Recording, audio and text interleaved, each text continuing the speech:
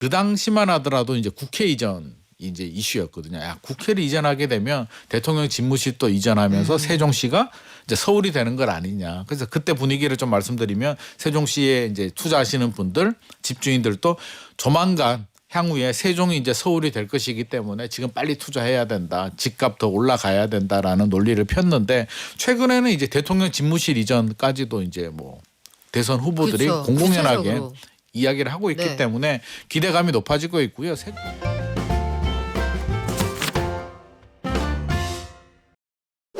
한 주간의 집값 흐름과 주요 부동산 현안, 부동산 경제연구소 김인만 소장과 함께 알아보겠습니다. 안녕하세요. 안녕하세요. 아유 소장님, 그동안 한 주에 하나씩, 하나가 아니군요. 네. 매주 너무나 큰 이벤트가 있다 보니까 어느덧 4월이 지금 말을 향해 달려가고 있어요. 그러니까요. 올해 다 지나갔나?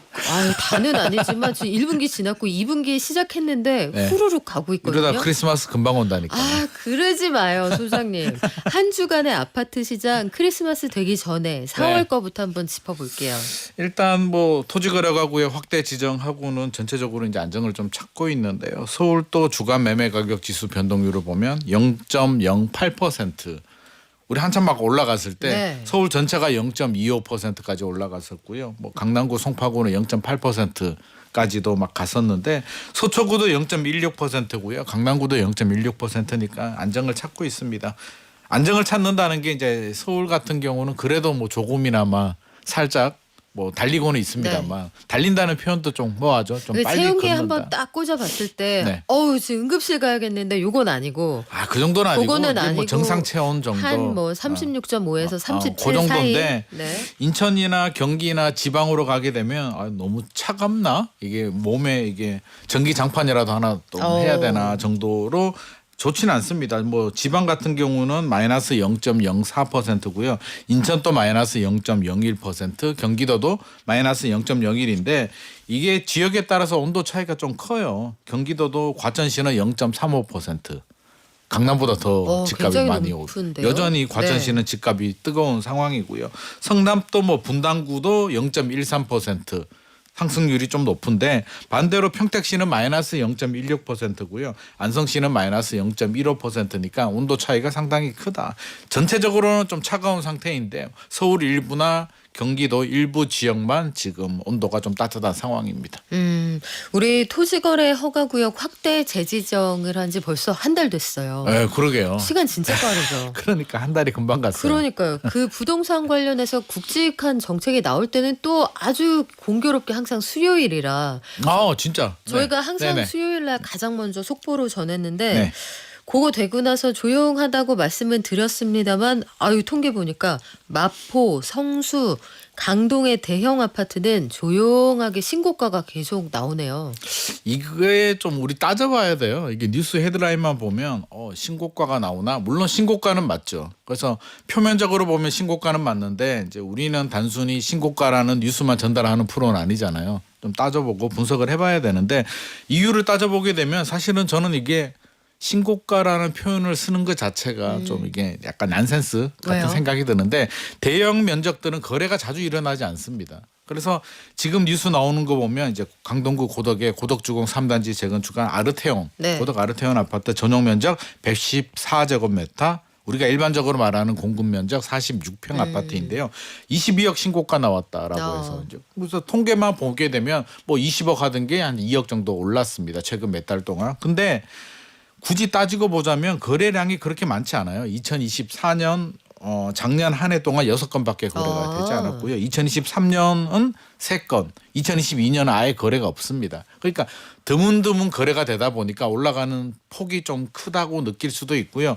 전용 면적 84, 우리 34평 아파트를 좀 예를 들면 최근에 그 아르테온 아파트가 18억 3천만 원 거래가 됐었거든요. 그러면 우리 3.3제곱미터당 평당 가격으로 하게 되면 한 5,400만 원 정도 돼요. 그러면 역으로 환산하게 되면 46평 아파트가 한 25억 정도 가져야 아. 34평하고 이제 동급인데 22억이면은 3.3제곱미터당 가격은 여전히 낮습니다. 그러니까 34평 거래가 잘 되는 매물들은 먼저 치고 올라갔고 이제 키높이로 뒤늦게 올라가는 뒤늦게 거군요. 조금 올라갔는데 그거 가지고 이제 워낙 거래가 안 되다 보니까 이제 신고가다라고 하는 거니까 전체적으로 중대형, 대형 평형들이 뭐 인기가 높아져서 네. 우리 옛날처럼 뭐 시장의 트렌드를 주도하고 아. 가격을 선도하는 건 아니다라는 말씀 드리고 싶습니다. 아, 그것도 갑자기 말씀 주셨으니까 질문하고 싶은데 대형 평수는 최근 들어서 거래가 잘 안 됩니까?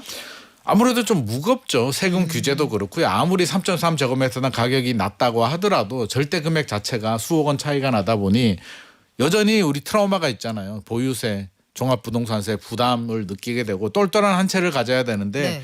대형 평형들이 물론 똘똘한 한 채일 수도 있습니다만 굳이 금액대를 올려서 세금 부담을 올릴 필요는 없는 상황입니다. 그래서 규제 지역이 아니라도 마찬가지군요. 마찬가지입니다. 그래서 지금은 과거처럼 세금 부담이 굉장히 민감해요. 문재인 정부 시절에 워낙 이게 종부세 세금 부담에 좀 금액이 클수록 세금 부담이 크다는 걸 알고 있기 때문에 대형 평형들은 좀 부담스러워하는 부분이고요. 또 청소하기도 좀 힘들거든요, 사실. 그래서 주부들이 옛날처럼 이게 큰 집에 살아 뭐 이런 것보다는 좀 실속을 좀 차리는 경향들이 좀 높아진 것 같습니다. 그럼 마포랑 성수는요? 마포 성수도 지금 비슷합니다. 그래서 표면적으로 보면 뭐 신고가가 나오기는 하는데 뭐 전체적으로 따져 본다면 3.3제곱미터당 가격으로 본다면 여전히 중형 우리 국평이라고 하는 전용 8사가 여전히 높습니다. 그렇군요. 그런데 이 서울에서 어쨌든 이 토지거래 허가구역 광풍 속에서 네. 전 지역이 다 오름세로 돌아섰다는 말씀을 한번 전해드렸는데 네네.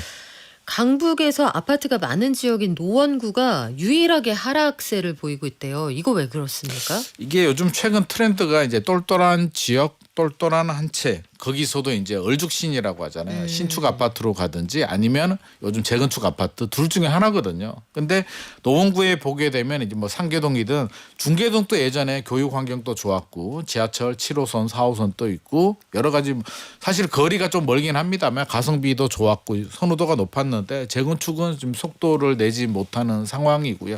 똘똘한 지역에서 약간 좀 소외되고 있기 때문에 전체적으로 좀 약세를 보여주고 있는데 이것도 뉴스를 보게 되면 최근에 뭐 3억 떨어졌다라는 뉴스 나오는데 아, 그거 안 그래도 궁금했어요. 지금 악재 다 지나가고 금리도 하락할 것 같은데 갑자기 3억 원이나 빠질 이유가 있나 싶었거든요. 그래서 저도 찾아봤는데 네. 뭐 그렇게 3억이 떨어질 만한 이게 3억이라는 게 사실 강남에서 30억 아파트가 3억 떨어지는 것도 아니고요.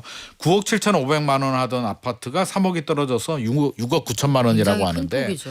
이게 일반적으로 뭐 시세가 안 좋았다, 뭐 부동산 시장 분위기가 안 좋았다는 게 아니라 확인해 보니까 가족 간에 좀 특수거래가 아닌가 증여나 싶습니다. 특수거래가 아닐까. 네, 3억이 넘게 되면은 아무래도 걸리거든요. 그러니까 3억 넘지 않는 범위 내에서 그쵸. 살짝 이 정도 수준에서 이제 거래를 한 것 같습니다. 그래서 이런 걸 가지고 집값이 많이 떨어졌다라고 얘기를 하면 안 될 것 같고요. 그렇게 좋은 분위기는 아닙니다만 뭐 그렇게 또 저는 나쁜 분위기라고 생각하진 않고 우리 과거 사례를 보더라도 강남권과 좀 다른 흐름을 보이거든요. 강남이 먼저 치고 올라가게 되면 나중에 또 저평가가 되게 되면 뭐 시기적으로 때가 되면 또 키맞춤 하고 있기 때문에 저는 그렇게 불안할 필요는 없다. 노원구에 집 가지신 분들도 좀 차분하게 기다려 보시면 또 좋은 때가 올 것 같습니다.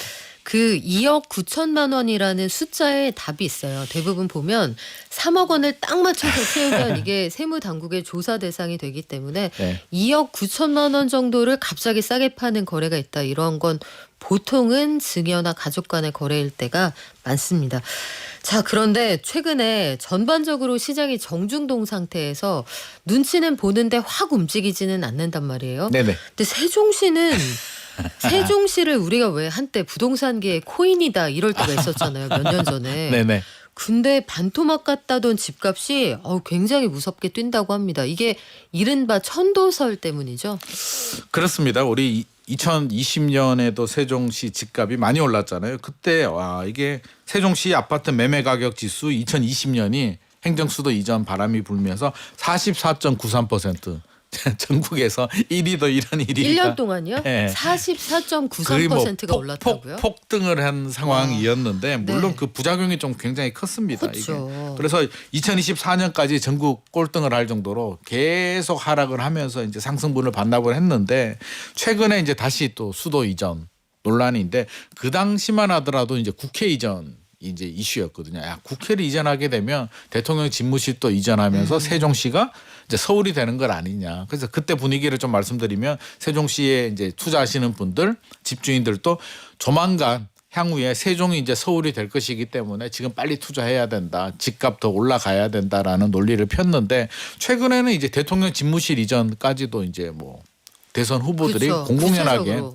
이야기를 하고 있기 네. 때문에 기대감이 높아지고 있고요. 세종시는 외지인 투자 비중이 상당히 높아요. 전세 가율이 한 45%밖에 되지 않습니다. 서울이 낮다고 하는데도 54%거든요. 네. 그러니까 서울보다 외지인 투자 비중이 더 높고 전세 가율은 낮기 때문에 전세가율이 낮으면 갭 투자하기가 어려운 거 아니에요? 갭 투자하기는 어려운데 그만큼 외지인 그러니까 실거주하시는 비중들이 낮기 때문에 전세 매물들이 많다는 거죠. 그래서 아. 투자 수요들이 그만큼 전국적으로 가장 많다. 그러면 투자 수요들은 아무래도 개발 호재들에 좀 민감할 수밖에 없기 때문에 이제 물 들어왔다. 4년을 기다렸는데 드디어 또 천도론 세종이 수도가 된다. 가장 큰 개발 호재가 나왔기 때문에 움직이고는 있는데 분위기를 보게 되면 호가는 올라가는데요. 아직 실거래 가격은 눈에 띄게 이렇게 거래가 되지는 않고 있습니다. 긴가민가한 것 같습니다. 이게 호재는 맞는 것 같은데 과거처럼 또 크게 올랐다가 또 다시 한번 또 아프면 어떡하지? 진짜 이전하는 거 맞아라는 긴가민가한 상황. 그래서 좀 따져볼 필요가 있는데 제가 지난 시간에도 말씀드렸듯이 국회가 이전하는 거는 저는 세종시 집값에도 도움이 될 것 같은데요. 그거 왜 그렇죠? 아무래도 국회가 직원들도 그렇고 전체적으로 본다면 지금 또 비효율이 많잖아요. 그렇죠. 세종에서 올라가서 국정감사할 때 왔다 갔다 하고 길 과장이 진짜 많아요. 길에 있어요. 항상 전화해 보면 과장님 그래요. 요거 하나 질문 드리려면 제가 잠깐 사무실 올라가도 될까요? 아, 저 지금 서울 가는 길이라 KTX 아 그래요. 그러니까 네. KTX가 지금 엄청나게 지금 그렇게 주 고객층들이 이제 세종시인데 저는 내려가게 되면 업무 효율성도 높아지게 되고 또 집값 안정에도 안정이라기보다는 세종시 수요가 늘어나는 데 도움이 되는데 대통령 집무실은 아무래도 경호 문제가 좀 걸리기 때문에 고도 제한 문제들도 있고요. 대통령 집무실 이전하게 되면 제일 좋아하는 곳이 아마 저는 용산 주민들이라고 생각하거든요. 이제 거기 개발이 되겠군요. 불편하잖아요. 네. 아무래도 대통령 집무실이 있으면 여러 가지 규제들이 있기 때문에 실질적으로 우리가 좀 냉정히 따져봐야겠다. 대통령 집무실이 간다고 해서 세종시 집값이 그렇게 올라갈 이유는 없을 것 같습니다. 그리고 가야 가는 거죠. 실제로. 가야 가는 거고 실제로 그렇게 빨리 가기도 좀 어렵지 않나 네. 싶습니다. 저희 고향이 고 근처라 이 얘기 나올 때마다 저희 땅값 올라가나요? 집안 사람들이 들썩들썩 하거든요. 그래서 제가 이제 궁금해가지고 집안에 이제 친척들이 어떻게 생각하는지 전화해서 설문조사 한번 해봤어요. 우리 네. 고객님 어떠십니까 했더니 와야 오는겨. 와야 오는 거다. 아 정확합니다. 예, 이제 그쪽의 민심은 그렇습니다. 그래서 한두 번 이게 한 게 나온 아니기 얘기가 때문에 아니라. 네네. 자, 그런데 월세도 아니고 2주만 빌려서 쓰는 주단위 임대. 그러니까 주세로 내고 집을 빌려서 쓰는 데가 꽤 많다고 하는데 아니 그 좀 불안하잖아요. 이게 초단기로 집을 빌려 쓰는 거 연예인들은 이렇게 한다고 들었거든요. 네네. 근데 일반인들이 굳이 이렇게 할 필요가 있나 싶은데 요거 왜 그러는 거예요? 이게 뭐 일반적인 트렌드라고 볼 수는 없을 것 같고요. 외국에는 있는 게 좀 많잖아요. 사실 월급도 외국에는 이제 주급으로 하잖아요. 손흥민 선수도 이제 주급으로 하는데 우리나라는 좀 익숙하지는 않은데 최근에 트렌드를 보게 되면 일반적인 분들이 이제 이렇게 거주하시는 건 아니고요. 뭐 여행이라든지 아니면 뭐 해외로 나간다든지 단기간 에어비앤비 같은 게 이제 사실 좀 불편하다 보니 호텔보다는 좀 저렴하거든요. 그래서 최근에 사례를 보니까 노원구의 한 아파트가 보증금 33만 원에 2주에 71만 원. 그러면 나누게 되면 거의 하루에 한 5만 원 정도. 괜찮네요. 그래서 네. 계산하면 괜찮은데 이게 실질적으로 월세하고 계산해 보게 되면 사실 높긴 합니다. 높긴 하죠. 네, 2주에 71만 원이면. 그래서 따져봐야 되는 게 이제 필요한 분들, 유리한 분들은 이렇게 사용하셔도 되는데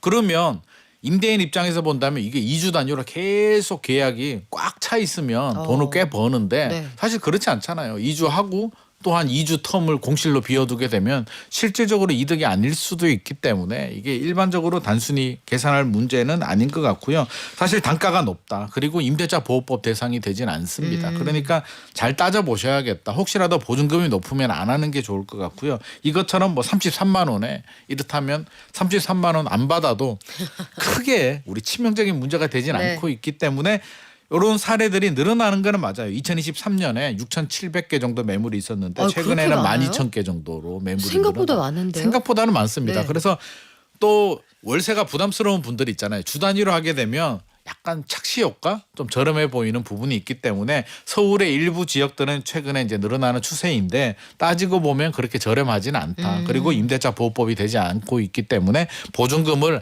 안 주거나 최대한 낮게 하는 게 좋을 것 같습니다. 그래요. 뭐 이쪽은 다 우리가 뭐 시쳇말로 뭐 흔히 쓰는 말은 아니지만 깔세라는 게 있잖아요. 그렇죠, 그렇죠. 깔아놓고 그 네. 월세만 내거나 아니면 맞습니다. 주세만 내는 방식으로 그렇게들 거래를 한다고 하는데 단기로 인테리어 하면서 집 비우시거나 그렇죠, 아니면 그렇죠. 이사 날짜 안 맞을 때 맞습니다. 강북에 있는 아파트들을 많이 빌리신다고 하네요.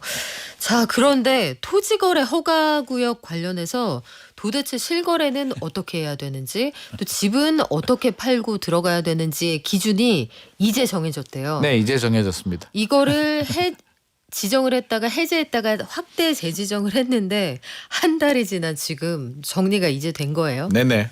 이게 확대 지정되고 이제 한 달이 지났고 사실은 2020년부터 지정을 했으니까 이게 5년이 지났는데 저는 네. 그동안 구별로 이제 각자 알아서 했는데 이제 통일된 기준이 하나 만들어졌는데요.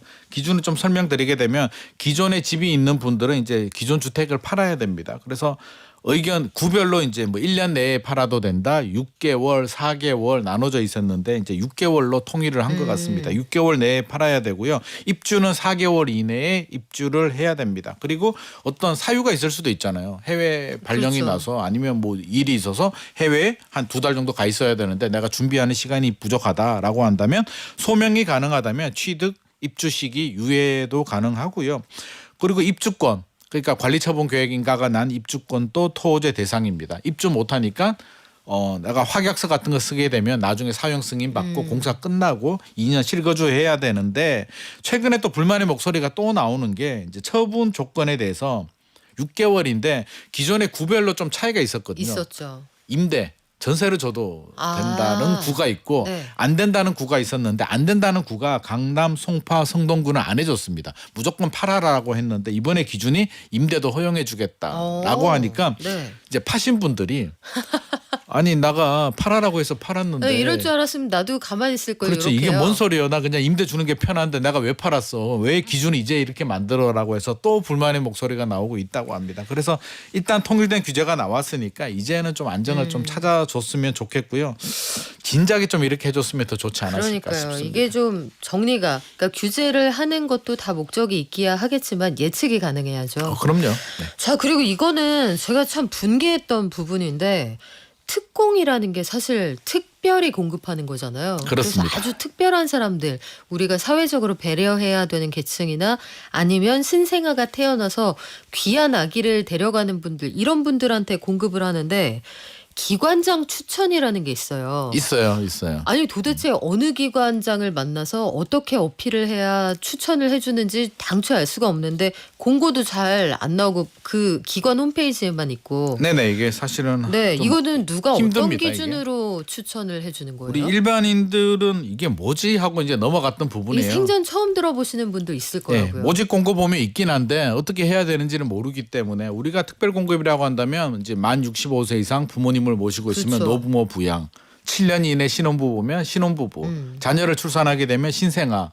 뭐 어떤 기준이 명확하잖아요. 그렇죠. 그리고 표도 있어요. 그래서 점수에 따라서 몇 년 이내 자녀를 몇 명 출산하게 되면 몇 점 해서 그 명확한 본인들끼리 기준. 체크해 보시잖아요. 그렇죠. 저는 될까요 하면 이번 생은 글렀습니다. 저는 안 될 것 댓글도. 같아요라고 그렇죠. 하는데 이 기관장 추천이라는 건 이게 약간 깜깜이 분양 같은 느낌? 우리 일반적인 특별 공급은 소득 기준도 보고요. 그러니까요. 자산 기준도 보는데 이게 기관장 추천은 이건 기준이 뭐예요? 예쁨 해주고 잘생김 해주고 뭐 이런 거예요? 차라리 그러면 더 나을 것 같은데 그 진짜요? 기준도 모르겠고요. 대상도 뭐 탈북민들 또 대상이 되고요. 또 외국에서 스포츠 경기에서 뭐 국제 입상 경험이 되면 경력이 있으면 또 인정도 해주게 뭐 알 수 되고. 없는 대회도 있잖아요. 알 수 없는 대회도 네. 있고요. 뭐 외국에 가서 박사학위 따면은 또 인정이 될 수도 네? 있고 군인들 복무한 군인들 그러면 군인들도 수많은 군인들이 있는데 어떤 군인들이 어떤 기준으로 선정이 됐는지에 대해서는 알 수가 없습니다. 아니, 이게 기준을 보니까 1년 이상 해외에서 근무하고 귀국한 공무원. 그러면 해외 주재로 나갔던 그 해외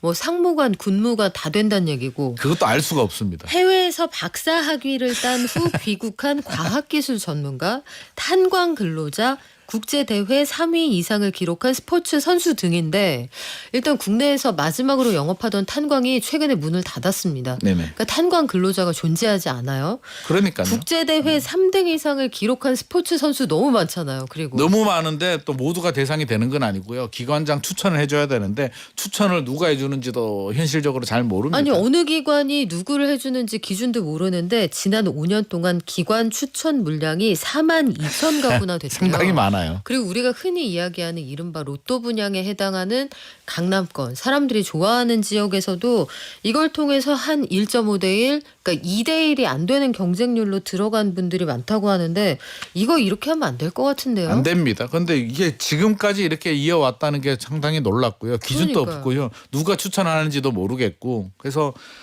국토부도 이제 문제를 좀 인지를 한 것 같습니다. 지금에서 계속 민원이 이제 이제 들어오기 와서요? 때문에 이제 와서라도 인지한 게 어디겠습니까? 그래서 제도 개선의 필요성을 느낀다고 해서 당장은 아니고 일정 기간 유예 기간을 좀 둔 다음에 다양한 방법을 좀 모색하겠다라고 하니까 토호제처럼 기준을 좀 만들어야 될 것 같은데 이게 수십 년이 지나서 그러니까요. 이제 기준을 만든다는 것 자체도 참 우습고요. 우리 일반인들 또 우리 사회 초년생들 청약 당첨되기 얼마나 힘든데 그러니까요. 기준 자체가 없었다는 게 사실 그러면 아는 사람들 라인 잘 탄 사람들은 또 당첨된 것이 이렇게 하면 안 아닌가라는 되죠. 또 억울한 부분이 있으니까 명확한 기준이 필요할 것 같습니다.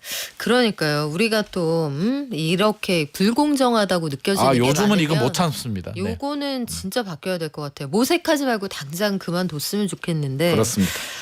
이 와중에 이광일님께서 아니 잘생기면 기관 특공해주면 차은우는 집이 몇 채요? 한 10채 줘야 되지 그렇죠. 않을까? 차은우 씨는 집이 무한데 자 2%대 청년용 주택 드림 대출이라는 상품을 만들었잖아요. 네네. 근데 이게 그림의 떡이고 서울에서는 이거 가지고 살 수 있는 집이 없대요. 진짜 그렇습니까? 이게 연 2.4% 오. 이제 당첨이 되면 일반적으로 주는 건 아니고요. 이제 청약에 당첨이 되면 만 39세 이하 무주택 청년들한테 이제 저리 대출을 해주게 되는데 이것도 그러니까 앞서서 우리가 본 기관장 추천은 기준이 없는데 이런 거는 기준이 엄청 힘듭니다. 6억 원 이하 전용 면적 85제곱미터 이하인데 6억 원 이하면 신혼 가구는 4억 원까지 미혼은 3억 원까지인데 6억 원이라는 게 이제 지방에서는 충분히 가능한데 서울에서는 6억 원 평균 분양가도 안 되거든요. 그러다 보니까 확인해 보니까 서울에서는 1.8% 가능한 물건이 그러니까